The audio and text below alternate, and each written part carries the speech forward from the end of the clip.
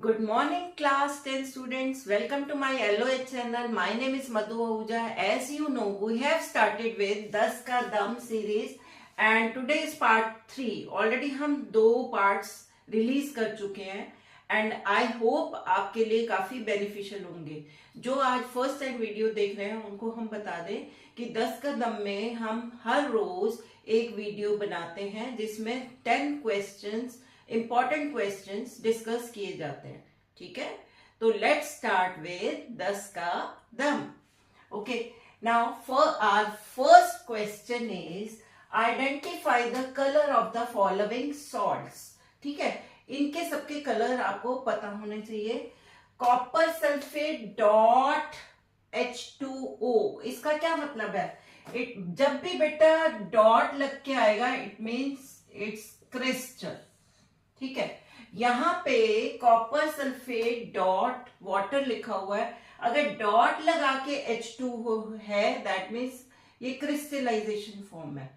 तो हमेशा याद रखिए हाइड्रेटेड कॉपर सल्फेट यानी कि कॉपर सल्फेट में जब पानी है तो उसका कलर ब्लू होगा. इसकी जगह अगर कॉपर सल्फेट सोल्यूशन लिखा होता,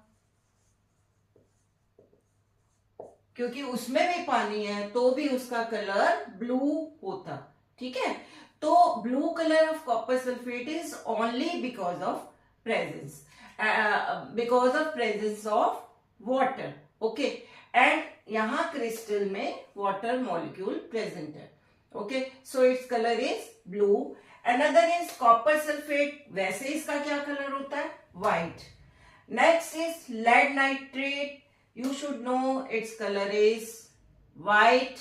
Okay, then lead oxide, its color is red, orange or yellow depending on its form and temperature.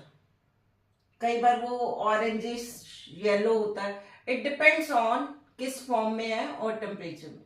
ठीक है, देन आपका आयरन सल्फेट, अगेन इसमें क्या है? 7 मॉलिक्यूल्स ऑफ वाटर साथ में लगे हुए हैं, यानी फिर ये क्या हुआ?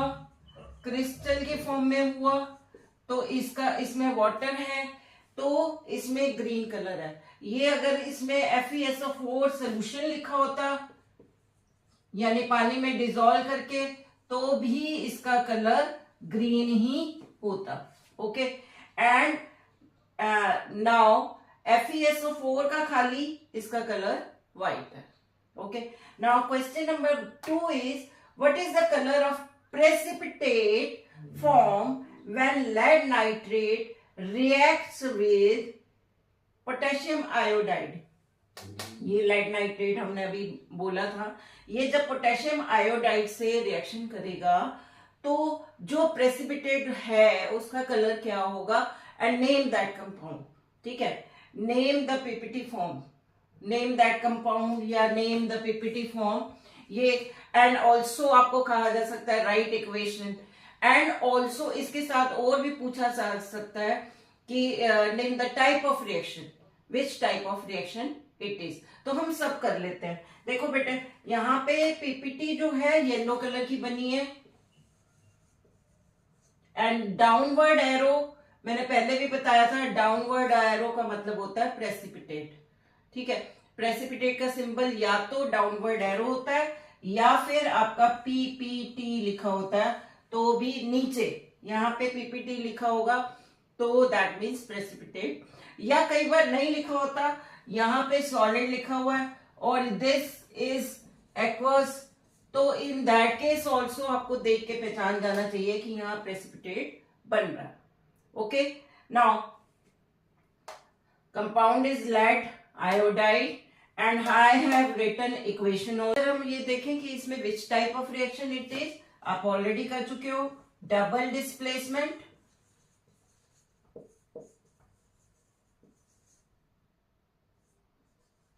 एंड दूसरी क्या है? क्योंकि प्रेसिपिटेट बन रहा है तो प्रेसिपिटेशन रिएक्शन.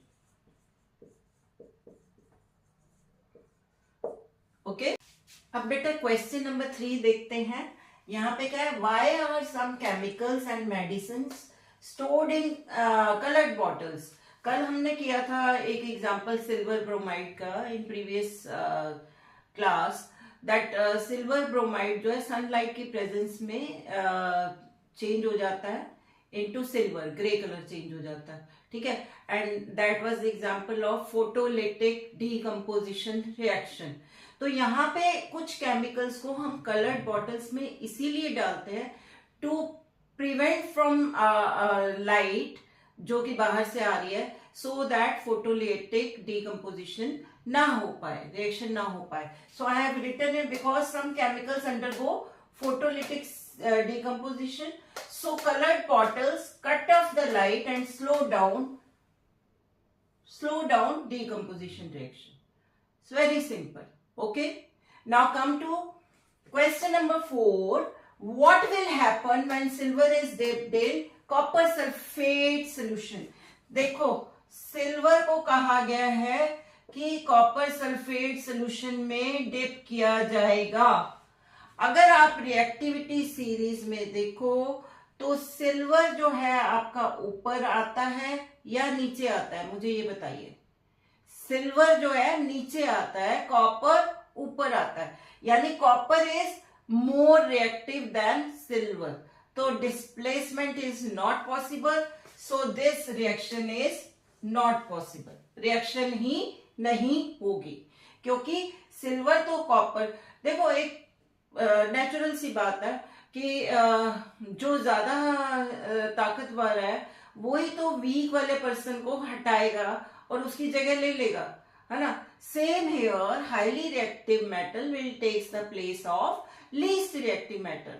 उसके लिए आपको रिएक्टिविटी सीरीज लर्न करनी पड़ेगी, ठीक है। तो यहाँ पे मैं आपको यहाँ पे सामने स्क्रीन पे रिएक्टिविटी जो आपके एनसीईआरटी में है वो भी दिखा रही हूँ, आप देख लीजिए उसको। तो सिल्वर नीचे है, कॉपर ऊपर है, ठीक है। तो इन दैट केस यहाँ पे रिएक्शन पॉसिबल नहीं है, displacement is not possible. Okay, one no reaction because silver is least reactive than copper, so silver will not displace copper. Okay, now next is question number 5. Aluminium sheets do not corrode. Why? Corrosion हम previous classes में हम explain कर चुके हैं कि जैसे rusting of iron का example किया था, इवन हमने सिल्वर का एग्जाम्पल किया था, सिल्वर ब्लैक हो जाता है, ठीक है। जब मेटल जो है खराब होना शुरू हो जाता है and changes into some other form, तो दैट इज कॉल्ड करोजन, ठीक है। Proper definition is given in your NCERT, ठीक है। तो यहाँ पे बेटे एल्यूमिनियम रिएक्ट्स, अब ये एल्यूमिनियम क्यों नहीं होता, क्योंकि एल्यूमिनियम क्या करता है, वो आउटर मोस्ट लेयर, आपने देखा होगा पुराने जमाने में लोग एल्यूमिनियम के बर्तन यूज करते थे और काले पड़ जाते थे, उसको क्या करते थे, अच्छे से रगड़ते थे, फिर वो ठीक हो जाता था। तो होता क्या है कि एल्यूमिनियम पूरे मेटल को खराब करोड होने से बचा लेता है, क्योंकि आउटर मोस्ट लेयर में एल्यूमिनियम ऑक्साइड की लेयर बन जाती है। वो एटमॉस्फेरिक ऑक्सीजन से क्या करता है, रिएक्ट करके एल्यूमिनियम ऑक्साइड बना लेता है। तो सिर्फ आउटर मोस्ट कवरिंग होती है जो एल्यूमिनियम ऑक्साइड की होती है, और उसके बाद वो इनर लेयर को प्रोटेक्ट करता है, इनर लेयर ऑफ एल्यूमिनियम। तो नीचे पूरा आपका एल्यूमिनियम सही रहता है, करोड नहीं होता। So I have written here aluminium reacts with atmospheric oxygen and form a thin layer of aluminium oxide and protect the inner aluminium from corrosion. Is it clear? Okay, now अब बेटा question number 6 हम discuss कर लेते हैं। What will happen when iron oxide reacts with aluminium? Name the type of reaction, write equation involved and also write its use. Okay, यहाँ पे देखो, अगर मैं यहाँ दूसरा क्वेश्चन दूसरी फॉर्म में बना के दूं तो इसका आंसर, यूज का आंसर यहाँ छुपा हुआ है। आप देखिए, when compound X reacts with aluminium, releases lot of heat which used for joining railway tracks or cracked machine parts, ठीक है। because of that heat metal जो है आयरन मेल्ट हो जाएगा और वो उसकी ज्वाइनिंग के लिए, वेल्डिंग पर्पस के लिए यूज किया जाएगा उसको, ठीक है।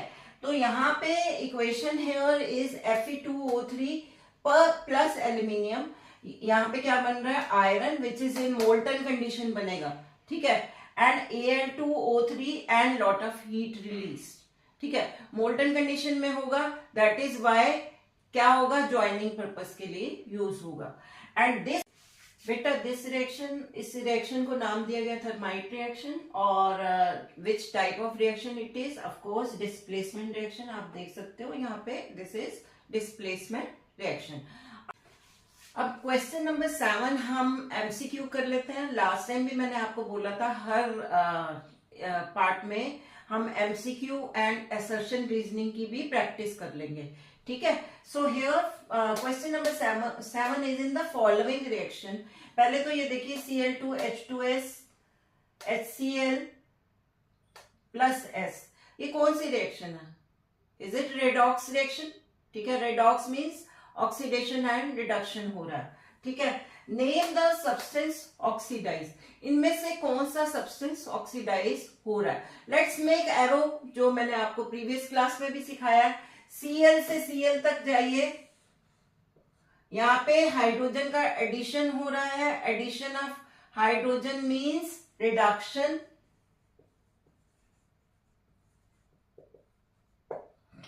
और यहां पे हाइड्रोजन का रिमूवल हो रहा है, दैट मीन्स ऑक्सीडेशन। तो ऑक्सीडाइजिंग सब्सटेंस कौन सा हुआ, जहां से ऑक्सीडेशन के लिए आपका एरो शुरू हुआ है, तो यहाँ पे oxidise substance is, this is your right answer. और अगर यहाँ सब्सटेंस की जगह एजेंट पूछा होता तो दूसरा वाला जो इसका ऑक्सीडाइजिंग एजेंट पूछा होता, तो जो सब्सटेंस है, जो रिडक्शन का सब्सटेंस है, वो उसका एजेंट होता, फिर ये एजेंट होता, ठीक है, ओके, समझ आ गया। ये मैंने आपको कल वाली वीडियो में सिखाया था, okay. Now next is what will be the colour of ferrous sulphate crystal after heating. अभी अभी क्वेश्चन नंबर 1 में हमने डिस्कस किया कि फेरस सल्फेट का क्रिस्टल फॉर्म में कलर होता है ग्रीन, राइट।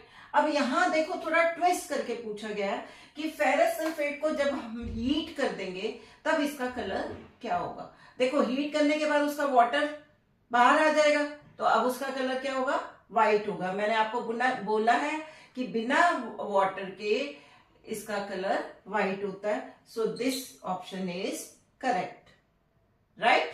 अब हम करेंगे question number 9 and 10 about assertion and reasoning, okay बेटा। अब हम क्वेश्चन नंबर 9 कर लेते हैं, assertion reasoning। सामने स्क्रीन पे आपके सारे ऑप्शंस भी फ्लैश हो रहे हैं, आप देख सकते हो, एंड शॉर्ट फॉर्म में मैंने यहाँ पे भी लिखे हैं। A means assertion and reasoning दोनों सही है और उनकी correct explanation. B means A and R दोनों सही है बट करेक्ट रीजन नहीं है, वो ए को नहीं सेटिस्फाई कर रहा, मतलब असर्शन को सेटिस्फाई नहीं कर रहा।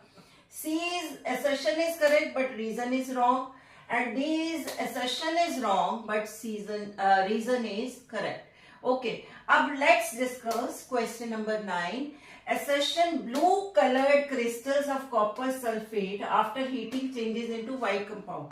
अभी हमने फेरस सल्फेट का किया है कि क्रिस्टल को जब हीट करते हैं तो वो व्हाइट में चेंज हो जाता है, बिल्कुल सही है, दिस इज ट्रू, ठीक है, ओके। अब हम करते हैं रीजन में, anhydrous copper sulphate is white in colour. Anhydrous हमेशा लिखिए मतलब होता है बिना पानी के, तो बिना पानी वाला कॉपर सल्फेट हमेशा व्हाइट कलर का होता है, this is also true and this is correct explanation also. So आपकी ऑप्शन ए आ जाएगी यहाँ। Is it clear? Option A. Okay. Now come to question number 10. Assertion क्या है? In reaction between zinc oxide and carbon, ठीक है, zinc, मैंने नीचे equation लिख दिया है, इसमें दी नहीं हुई थी, मैंने पहले ही लिखी है। जिंक ऑक्साइड और कार्बन में जब रिएक्शन कराएंगे तो कार्बन रिड्यूस हो रहा है। अभी हम देखते हैं कि ये सही है या गलत है, एरो बना के देखते हैं, okay. Let's make first of all arrows. Zinc से जिंक तक जाइए, ऑक्सीजन हट रही है तो ये हो गई रिडक्शन।